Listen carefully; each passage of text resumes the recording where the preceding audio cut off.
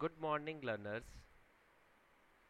मैं Vishnu Sharma, lecturer computer science, government polytechnic college Dausa से। आज के e lecture oblique e practical में हम एक सी प्रोग्राम को समझने की कोशिश करेंगे जो कि नंबर स्टोर करवाने के लिए काम में आएगा एरे के अंदर। और नंबर स्टोर करवाने के बाद हम क्या करेंगे, कैलकुलेट करेंगे एवरेज जिन नंबर्स को हमने एरे में स्टोर कराया है।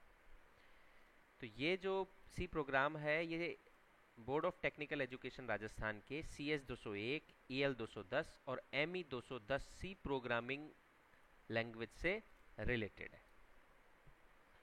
तो हम अपने प्रोग्राम की तरफ बढ़ते हैं। बेसिकली हमें प्रोग्राम ये सीखना है कि हम एरे के अंदर नंबर किस तरीके से स्टोर कराते हैं और उन स्टोर कराए हुए नंबर्स के ऊपर प्रोसेसिंग किस तरीके से करते हैं। हमारा ये प्रोग्राम ये बताता है कि हमें एरे के अंदर जो एलिमेंट्स स्टोर कराने हैं वो अंडर 100 होने चाहिए। एक या 100 से कम एलिमेंट्स हों एरे के अंदर, और उन एलिमेंट्स को एक बार डिफाइन करने के बाद उन एलिमेंट्स को एक एक करके हम स्टोर कराएं हमारे प्रोग्राम में। देन उसके बाद हम उसका क्या करें, एवरेज निकालें। जितने भी एलिमेंट्स हमने हमारे प्रोग्राम में स्टोर कराए हैं उन सब का हम क्या निकालें, एवरेज निकालें। तो आप देखिए, आपकी स्क्रीन पे आप देख पा रहे होंगे, store numbers and calculate average using array हमने प्रोग्राम लिखा है। किसी भी प्रोग्राम की जो शुरुआत होती है वो होती है हेडर फाइल से। जैसा कि आप देख पा रहे होंगे, सबसे पहले हमने लिखा है hash include stdio.h header file. stdio.h header file कौन सी होती है, standard input output header file. हम standard input output header file को क्यों काम में ले रहे हैं, किसी भी हेडर फाइल को काम में लेने का हमारा जो मेन एम होता है वो ये होता है कि जितने प्री डिफाइन फंक्शंस उस हेडर फाइल में लिखे हुए हैं उन सारे प्री डिफाइन फंक्शंस को हम हमारे प्रोग्राम में डायरेक्टली यूज ले सके, यानी उनकी डेफिनेशंस दोबारा से लिखने की ज़रूरत ना पड़े।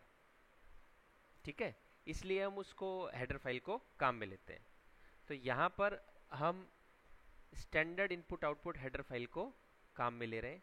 हमारे प्रोग्राम में हम देख रहे हैं स्कैनएफ और प्रिंटएफ दो फंक्शंस हैं जिनको हम डायरेक्टली हमारे प्रोग्राम के अंदर काम में लेंगे। ठीक है, इसके बाद आप देख रहे होंगे एक मेन फंक्शन को हमने चालू किया। मेन फंक्शन का क्या यूज़ होता है, जितना भी हमें हमारा एम फुलफिल कराने के लिए कोड लिखना होता है वो हम किस में लेते हैं, मेन फंक्शन में लेते हैं। मेन फंक्शन के बाद भी कोड लिखा जाता है, जैसे अगर वो यूज़र डिफाइन फंक्शंस हमें लिखने हो। तो हमने ये मेन फंक्शन काम में लिया। मेन फंक्शन यहाँ पर इंटीजर टाइप वैल्यू रिटर्न कर रहा है। तो लास्ट में आप देख पा रहे होंगे रिटर्न 0 से हमने मेन फंक्शन को क्या किया है, बंद किया है। करली ब्रेसेस से मेन फंक्शन चालू किया। उसके बाद हमने क्या किया, इंटीजर टाइप का n और i वेरिएबल हमने क्या किया है, डिक्लेयर किया है। ठीक है, n वेरिएबल तो इस चीज़ के लिए कि आपके जो एरे के एलिमेंट्स जो आप एंटर करेंगे वो 1 से 100 की रेंज में ही हो। ठीक है, और जो i वेरिएबल हमने डिक्लेयर किया है वो हमारे अंदर प्रोसेसिंग के अंदर काम में आएगा, हमारे लॉजिक के अंदर। इसके बाद हमने क्या किया, एक फ्लोट टाइप का एरे लिया है num100। ठीक है, एक फ्लोट टाइप का एरे लिया जिसके अंदर आप 100 वैल्यूज क्या करा सकते हैं, स्टोर करा सकते हैं। इसके बाद हमने सम लिया, सम इक्वल्स टू 0 ये भी फ्लोट टाइप का वेरिएबल है। इसके बाद हमने एवरेज लिया avg। ठीक है, ताकि हम जो एवरेज कैलकुलेट करेंगे वो avg वेरिएबल में स्टोर हो सके। इसके बाद हमने क्या किया, देखिए प्रिंटफ फंक्शन रन कराया है जिसके अंदर हमने डिस्प्ले कराया message enter the number of elements, कि आपको कितने एलिमेंट्स का एरे बनाना है। इसके लिए हमने लिखा है, डिस्प्ले कराया है enter the number of elements. इसके बाद आपने क्या किया, स्कैनएफ फंक्शन को काम में लिया। आपने मॉड्यूलस डी, क्योंकि देखिए आप n जो आपका वेरिएबल था वो किस तरह का था, इंटीजर टाइप का, तो आपने यहाँ पर जो n की वैल्यू ली है वो किस तरह की लेंगे आप, इंटीजर टाइप की। ठीक है, यहाँ पर हमने मॉड्यूलस डी काम में लिया क्योंकि फॉर्मेट स्पेसिफायर इंटीजर के लिए क्या काम में आएगा, इंटीजर के लिए मॉड्यूलस डी काम में आएगा। ठीक है, अब इसके बाद जैसे ही आपने अपना n के अंदर वैल्यू एंटर किया इंटीजर टाइप का, आपने एक वाइल लूप चलाया जिसकी कंडीशन दी आपने n ग्रेटर देन 100 और लॉजिकल ऑपरेटर है यहाँ पर n लेस देन 1, यानी अगर इस रेंज में होती है, यानी 100 से बड़ा n एंटर किया या 1 से छोटा एंटर किया आपने, तो आपका जो वाइल लूप है उसका कंडीशन ट्रू हो जाएगा, क्योंकि हमें एलिमेंट 1 to 100 ही लेना था। और अगर इस तरीके की एलिमेंट आ जाता है तो जो 1 to 100 रेंज में नहीं आ रहा है, तब आपका मैसेज क्या डिस्प्ले हो रहा है, error number should in range 1 to 100। ठीक है, 1 to 100 में आपका रेंज होना चाहिए। फिर आपने वापस से मैसेज किया, क्या किया, डिस्प्ले कराया एंटर द नंबर अगेन। ठीक है, अब की बार फिर वापस से आपने अगेन नंबर एंटर कराया और स्कैनफ के अंदर मॉड्यूलस n के अंदर n वेरिएबल के अंदर वो वैल्यू आपने क्या करा दी, एंटर करा दी। ठीक है, अब आप देखेंगे कि ये लूप वापस वाइल लूप है, जब तक कंडीशन फॉल्स नहीं होगी तब तक ये लूप क्या करता रहेगा, रिपीट करता रहेगा। तो वापस कंडीशन चेक होगी कि जो आपने स्कैनफ के थ्रू मॉड्यूलस डी से आपने जो n की वैल्यू एंटर कराई है, क्या वो वैल्यू 1 से 100 की रेंज से बाहर तो नहीं है।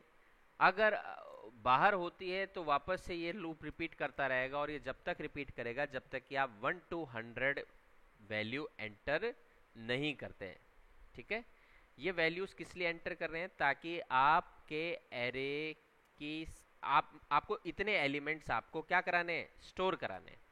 ठीक है, देन आपने सपोज कीजिए आपने अब की बार 1 to 100 रेंज के अंदर वैल्यू एंटर कर दी, तो आप वाइल लूप से बाहर आ जाएंगे। देन इसके बाद आपने क्या किया, फॉर लूप काम में लिया। फॉर लूप में हमने क्या किया, i equal to 0 first condition दी। फॉर लूप के 3 पार्ट होते हैं, इनिशियलाइजेशन पार्ट, कंडीशन पार्ट और इंक्रीमेंट डिक्रीमेंट पार्ट। तो इनिशियलाइजेशन पार्ट में आपने क्या किया, i इक्वल टू 0, ये आपने वैल्यू इनिशियलाइज करा दी। देन सेमीकोलन से इसको सेपरेट किया। देन अब प्रोग्राम का कंट्रोल कहाँ जाएगा, इंक्रीमेंट डिक्रीमेंट पार्ट में। i less than n, i की वैल्यू शुरू में कितनी है, 0, और n की वैल्यू सपोज कीजिए आपने 6 आपने n लिया, यानी 6 एलिमेंट्स आपको एंटर करने हैं और उनका आपको क्या निकालना है, एवरेज निकालना है। ठीक है, तो यानी कंडीशन अब ट्रू होते ही फॉर लूप में इनिशियलाइजेशन पार्ट में एक ही बार जाता है प्रोग्राम का कंट्रोल, देन फिर कंडीशन पार्ट में जाता है, और कंडीशन ट्रू होने के बाद प्रोग्राम का कंट्रोल कहाँ चला जाता है, फॉर लूप की बॉडी में। तो यहाँ फॉर लूप की बॉडी में एंटर करेगा। एंटर करते ही आप देखेंगे कि एक मैसेज डिस्प्ले हो रहा है। क्या डिस्प्ले हो रहा है कि आपने जो value enter modulus D enter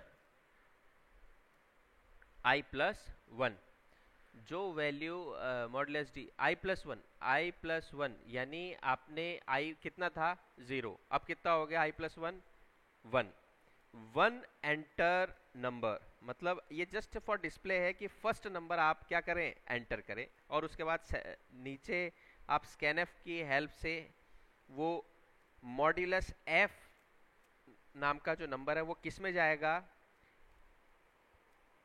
नम आई में। यानी नम नाम का जो आपने एरे लिया था जो कि फ्लोट टाइप का था, उसके अंदर वो वैल्यू स्टोर हो जाएगी। यानी नम 0, आई की वैल्यू शुरू में 0 है, तो नम 0 पर वो वैल्यू क्या हो गई, स्टोर हो गई। यानी एरे की फर्स्ट वैल्यू आपने स्टोर करा दी, जो कि किस तरीके की है, फ्लोट टाइप की है। ठीक है, और आपने तुरंत नीचे क्या किया, सम प्लस इक्वल टू नम 1। सम की शुरुआती वैल्यू हमने क्या ली है, 0। ठीक है, तो ये स्टेटमेंट क्या बोल रहा है, sum equal to sum plus num 1, यानी नम नाम का जो एरे था उसकी आई की वैल्यू, ith वैल्यू यानी 0, तो यानी फर्स्ट वैल्यू। ठीक है, सम इक्वल टू नम नाम के एरे की फर्स्ट वैल्यू। इस तरीके से आपका सम कैलकुलेट हो जाएगा। ठीक है, अब वापस ये लूप है, ये खत्म हो रहा है फॉर लूप की बॉडी, तो आप कहाँ जाएंगे, इंक्रीमेंट डिक्रीमेंट पार्ट पे जाएंगे, जहाँ आई की वैल्यू क्या हो जाएगी, 1 से बढ़ जाएगी। ठीक है, तो अब आई की वैल्यू कितनी हो गई 1। कंडीशन क्या होगी ट्रू, ट्रू होते ही बॉडी में जाएगा। और इस तरीके से आप क्या करेंगे वैल्यूज एंटर करते चले जाएंगे, ठीक है। और सम कैसे कैलकुलेट हो रहा है, sum equals to sum plus नम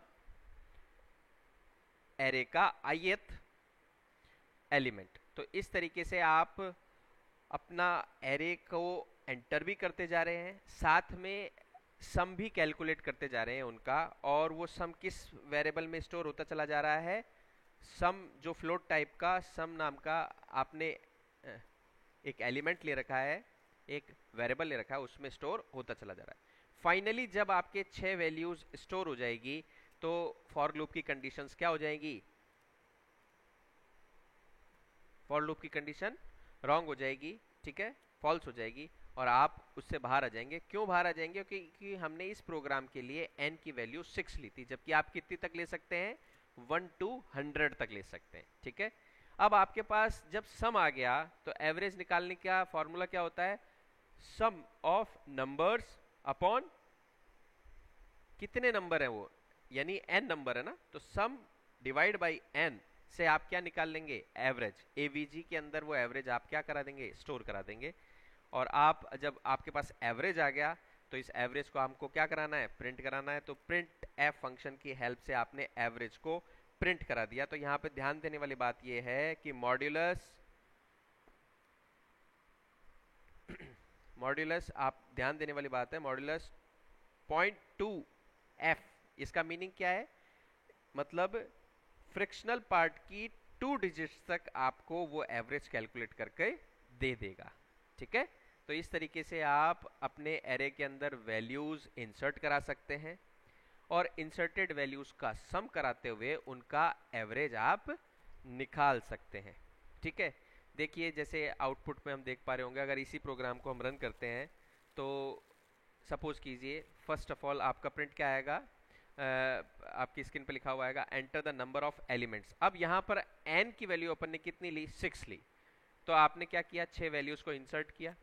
तो फर्स्ट बोल रहा है एंटर नंबर, तो फर्स्ट वैल्यू में हमने सपोज कीजिए 45 लिया, सेकंड में आपने 67.5 लिया, थर्ड में -45.6 लिया।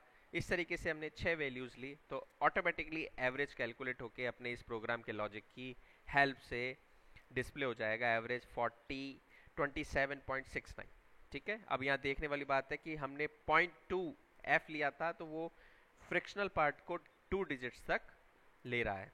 तो इस तरीके से आप एरे के अंदर वैल्यू स्टोर करा सकते हैं और वैल्यूज को प्रोसेस करते हुए उनका एवरेज निकाल सकते हैं। Thank you so much.